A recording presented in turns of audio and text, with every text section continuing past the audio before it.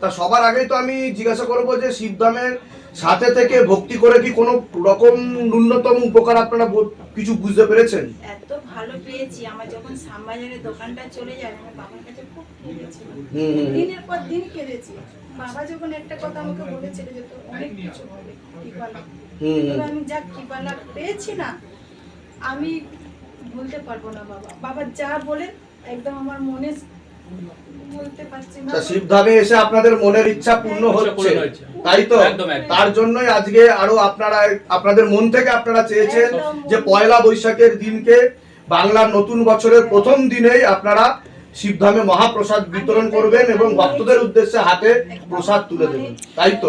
আমরা ছুটে ছুটে চলে আসি। আমরা যখন আসছি এখানে তো যত কষ্ট পেয়েছি সেই কষ্টটা আমাকে বাবা একদম পুরো মানে কিভাবে আমাকে যে দিয়েছে আমি জীবনে ভুলবো না। বাবাকে তো আমি এমনিই ছাড়ি না, বাবা আমার ছোট থেকেই আমার একদম বাবার ভক্ত, বাবা সব দিক দিয়ে। আর এই যে এতদিন ধরে আপনারা জুড়ে রয়েছেন, ভক্তি করেছেন, শিবধামে আসছে, তা শিবধামে আসতে গেলে বা শিবধাম থেকে কৃপা পেতে গেলে কি অনেক টাকা পয়সার ধার্য করেছে শিবধাম কখনোই আপনাদের?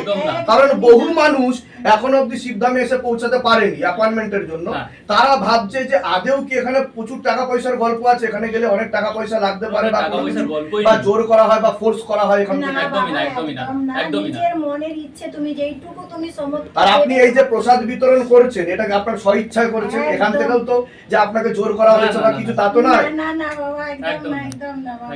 তো আমার আরেকটা ইচ্ছা আমার বাবা একদম পূরণ করে দিবে। বাবা স্বয়ং ভগবান, আমি কি বাবার কাছে দিয়ে যাবো সে বাবাই জানতে পারবে আমাকে। ধামের তরফ থেকে অনেক আশীর্বাদ, আপনারা সুস্থ থাকুন, ভালো থাকুন, আপনাদের মনের আরো সকল ইচ্ছা পূর্ণ হোক।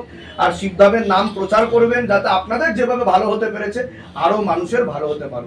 তো সকলে একসাথে বলুন জয় শিবধাম, জয় শিবধাম, জয় শিবধাম, জয় শিবধাম, জয় শিবধাম, জয় শিবধাম। এবার আমরা চলে যাব প্রসাদ বিতরণে। আমরা একে একে ভক্তদের উদ্দেশ্যে প্রসাদ করব। হ্যাঁ বলুন বলুন। আমার একটা বাড়িতে না বজরং বলি আছে। হ্যাঁ।